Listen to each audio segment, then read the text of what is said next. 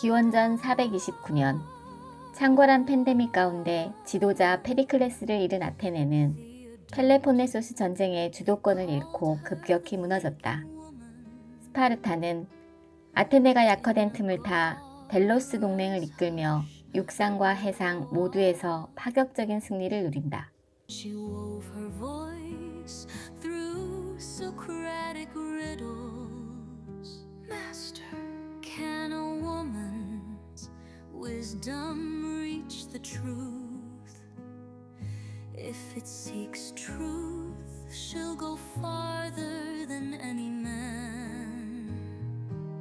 I could not look away, no citizen could. She was scentless beauty, orange blossoms in her hair. In her eyes, the calm sorrow of knowing too much. Theodote, beloved of thought. 역병이 사라진의 봄, 탈레이온 초반. 감시관 헤르미오네우스는 미네의 결정에 따라 테오도테의 집을 방문한 뒤 장문의 보고서를 제출했다. 다음은 그가 테오도테와 치유공간 달빛이라는 제목으로 낭독한 보고 내용이다. 악몽 같던 역병이 느닷없이 사라지고 아폴론 탈겔리오스 축제가 한창인 탈레온 중반의 날, 철학자 헥타이라로 알려진 한때 아테네에서 가장 유명했던 여인이 치유공간 달빛이라 불리는 곳에서 아테네인들을 역병으로부터 구원하고 있다는 소문이 있어 미녀는 제게 파견조사를 명했습니다. 그녀의 집에 도착했을 때 테오도테는 노란 가운을 입고 마당의 꽃나무 사이에서 아침 햇살을 받으며 제게 미소로 인사를 건넸습니다.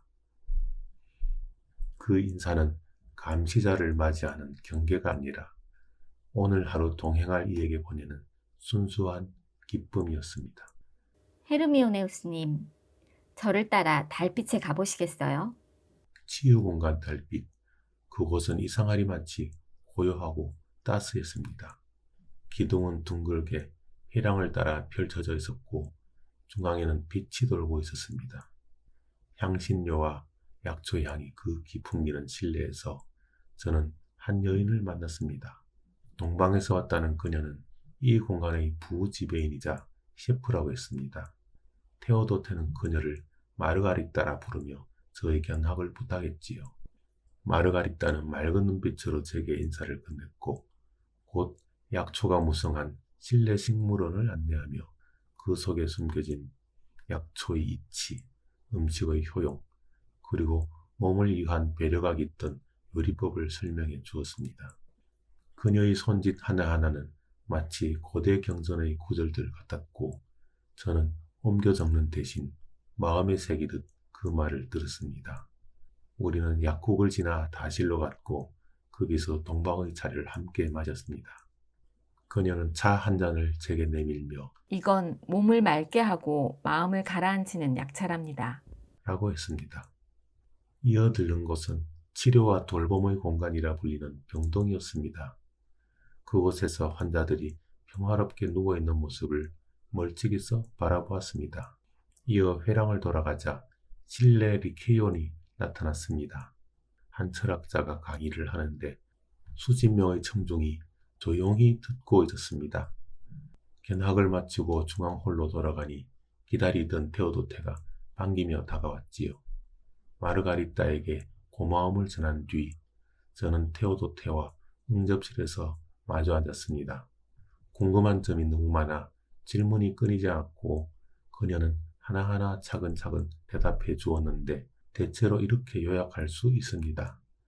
역병이 터지기 수년 전 테오도테를 찾은 사람이 있었는데 자신을 동방에서 온 치유사라 소개한 그분에게 감화된 테오도테가 알키비아데스의 도움을 받아 치유공간 달빛을 세웠고 얼마 뒤 그분은 제자인 마르가리따를 남기고 떠나갔다 합니다.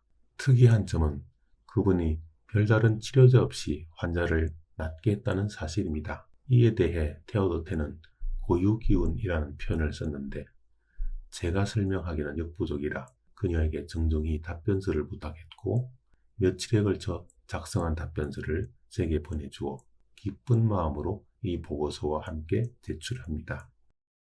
우리는 각자의 신체를 강하게 하여 역병을 이겨냈어요. 자신의 고유 기운에 어울리는 음식을 취했기 때문이지요. 아테네인 누구나 그렇게 할 수 있어요. 제우스께서 모든 일을 위해 예비해 두었거든요. 존경하여 맞이 않는 헤르미오네우스님께 이곳에는 우리 그리스인이 즐겨 먹는 음식과 잘 알려진 약재가 있을 뿐이죠. 다만 한 가지 비밀은 있어요.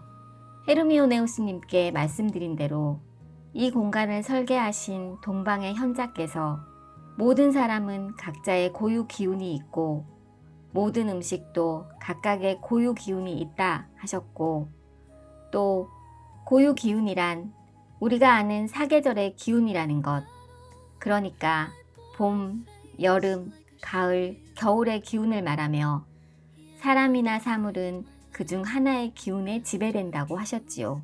여기서는 그분이 알려주신 대로 사람들이 자신의 고유 기운에 어울리는 음식을 취하지요. 개개인의 고유 기운을 어떻게 아느냐고요? 그건 제가 자신있게 답할 수 없지만 여기 오시면 현자님의 제자인 마르가리따가 알려줄 거예요. 대신 저는 아테네인이 즐겨 먹는 음식의 고유 기운에 대해 몇 가지 예를 들어 말씀드릴게요. 렌틸콩은 아테네인의 주식이자 아테네인이 가장 사랑하는 콩이지요. 약간의 물기만 품어도 잘 자라고 저절로 무성하게 번식해 건조하고 척박한 그리스 땅에 이만한 식재료가 없지요. 게다가 보통의 콩은 여물면 꼬투리가 절로 터져 씨앗이 튀어나오기 마련인데 렌틸콩은 여물면 마르고 처진 꼬투리를 손으로 벌려 까지요. 동방의 현자님은 이를 두고 치솟는 기운보다 끌어내리는 기운이 강하기 때문이라 하셨어요. 현자님은 이를 계절에 빗대 설명하셨지요. 우리는 이런 이유에서 렌틸콩을 겨울 기운을 지닌 곡물, 줄여서 겨울 기운과라 부른답니다. 아테네의 어머니들은 렌틸콩 스프가 지겹다는 아이에게 값싼 음식이 항상 몸에 더 좋다며 달래지요. 그만큼 렌틸콩은 다산의 대명사로 불리는데 이 역시 잉태로 상징되는 겨울 기운 덕이 아닐까 해요. 또 그리스인은 상처난 피부에 렌틸즙을 바르고 궤양이나 치질 환자를 렌틸죽으로 치료하며 의사들은 렌틸콩을 이뇨제로 쓰지요. 이 또한 겨울 기운의 효과라고 볼 수 있어요. 올리브는 지혜의 여신 아테나께서 이 복받은 도시에 선물한 나무입니다. 아테네 여러 곳에 아테나 여신이 심은 올리브 나무, 즉 모리아들이 지금도 건강하게 자라고 있지요. 그 밖에도 올리브 없는 아테네를 상상할 수 없는 이유는 이 나무와 열매가 렌틸콩처럼 척박한 땅에서 절로 무성하게 자라 아테네인의 삶을 풍족하게 해주기 때문이지요. 그런 점에서 올리브는 렌틸콩과 같은 겨울 기운과라 할 수 있어요. 그중 대표적인 특징으로 이 식물이 지닌 탁월한 진정 효과를 들 수 있어요. 피부에 화상을 입거나 상처가 생기면 올리브즙을 바르고 피로가 심한 이는 올리브잎 차로 기운을 회복하며 눈이 흐릿한 이는 올리브 기름을 안약으로 씁니다. 히포크라테스는 열병, 농양, 중독, 치통, 여인의 유산이나 자궁 출혈 등 다양한 병증에 올리브 기름을 사용해요. 호메로스 시인이 액체 황금이라 칭송한 올리브의 이런 능력은 근본적으로 이 식물이 지닌 강력한 겨울 기운의 힘이라 할 수 있지요.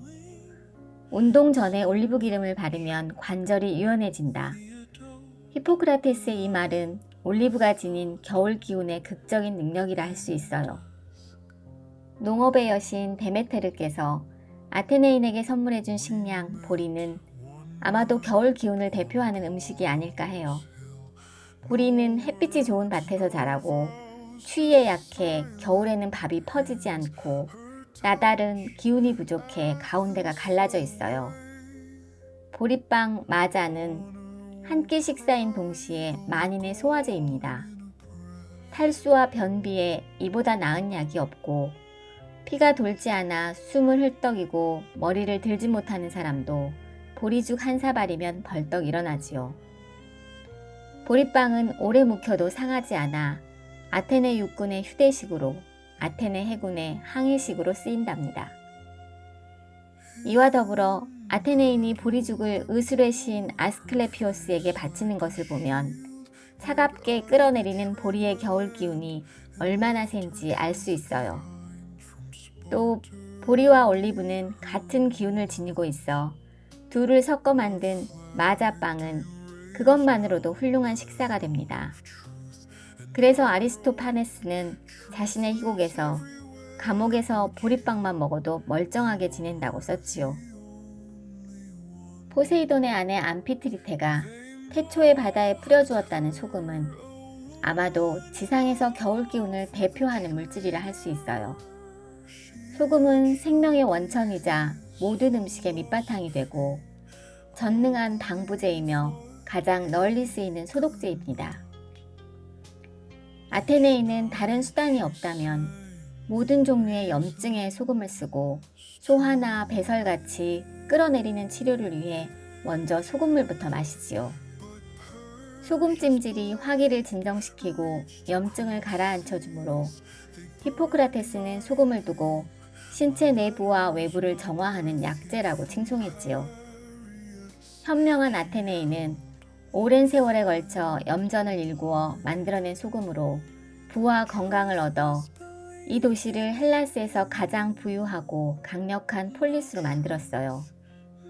아테네 속담에 어떤 음식도 지나치게 짜면 해롭다고 한 말은 사실이기도 하거니와 우리의 욕망을 소금에 빗댄 경고이기도 하니 소금은 아테네인의 삶을 떠받치는 원천이라 하겠지요. 그러고 보니 여태 소개한 식재료들이 모두 겨울 기운이네요. 그러면 아테네인이 가장 쉽게 접하는 다른 식재료인 염소젖을 보기로 할까요? 판신이 염소 형상을 하고 산악에서는 염소보다 유용한 동물이 없다는 속담이 있는 것처럼 염소는 아테네인이 가장 사랑하는 가축이지요. 이 짐승은 몸통을 보면 상체인 어깨가 발달하고 하체인 엉덩이가 부실하며 내부 장기를 보면 특히 신장이 약해 약간의 독초나 소금 묻은 해초로도 신장이 망가지곤 해요. 오죽했으면 히포크라테스가 염소 뱃속은 예민하니 풀을 잘 가려 먹어야 한다고 적었을 정도지요. 몸통의 기운이 상체로 몰리고 소화기관에 비해 비뇨생식기가 약한 것은 흩어져 팽창하는 여름 기운의 특징이라서 염소는 여름 기운과의 짐승에 속해요. 그러니 염소젖은 겨울 기운이 강한 이에게는 보약이 되고 여름 기운이 강한 이에게는 그 반대가 되겠지요. 이번에는 겉보기에 닮았지만 성질이 다른 참깨와 들깨를 비교해 볼까요? 아시다시피 참깨는 헤라 여신이 몸에 바르고 제우스를 유혹한 기름이자 향수지요. 아테네인은 참깨를 주로 식용 기름으로 사용하는데 그 톡 쏘는 향의 유혹을 참기란 쉽지 않아요. 밭에 자라는 참깨를 보아도 위로 곱게 솟아오르는 느낌을 주는데 그래서인지 참깨기름은 들깨기름처럼 멀리 퍼지지 않아요. 들깨는 곱게 치솟는 대신 가지를 옆으로 넓게 치며 자라지요. 그 기름은 강렬하게 쏟은 대신 은은하게 옆으로 넓게 퍼지고요. 둘의 차이는 또 있어요. 참깨는 들깨와 달리 쓴맛이 돌아 잎을 먹지 않고 들깨는 참깨보다 빨리 상해 기름이 적게 나오지요.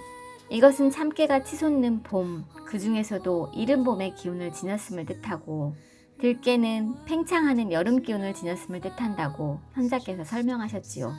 그 밖에도 데메테르 여신이 그리스 대지에 심어주신 밀이나 쑥, 디오니소스의 선물인 포도와 무화과 등등 아테네인이 사랑하는 많은 식재료가 있지만 일일이 설명하지 못하는 제 능력의 한계를 용서해 주시기 바랍니다. 하지만 이 정도로도 충분하다고 생각해요. 여러분이 놀라실지 모르지만 지금까지 말씀드린 몇 가지가 저희 치유공간 달빛에서 가장 많이 사용하는 말하자면 역병의 치료제라 할 수 있어요. 실은 제가 말하지 못한 나머지도 아테네 어디서나 볼 수 있는 식재료들이지요. 여기서는 음식이 곧 약이고 그 재료들은 우리 주위에 지천으로 널려 있답니다. 그래서 저는 이렇게 말하고 싶어요. 첫째, 고유 기운의 조화가 건강을 좌우하며, 둘째, 그 기운을 바로잡는 것이 건강의 지름길이고, 셋째, 하늘은 모든 일을 위해 필요한 재료를 예비해 두었다고 말이지요. 실은 제 말이 아니라 동방의 현자님이 하신 말씀이랍니다. 이것으로 저희 치유공간 달빛에 관한 두서없는 소개를 마무리할까 해요. 바라옵건대 저의 글이 넘치는 아우라와 품격으로 가득할 것이 틀림없을 헤르미오네우스님의 보고서를 보충하기에 터무니없이 부실한 답변이 되지 않기만을 바랍니다. 우리의 자랑스런 민회가 아테네와 아폴론의 은총으로 넘쳐나기를, 탈레이온 초반 아폴론 탈겔리오스 축제를 앞둔 보름달 환한 밤에 알키비아데스를 대신하여 치유공간 달빛을 맡고 있는 테오도테 드림. Precious blade reached across seas. They burned my name, my letters, my breath. Yet from Piraeus she held one final line. Truth was believing in you. Now truth may be gone.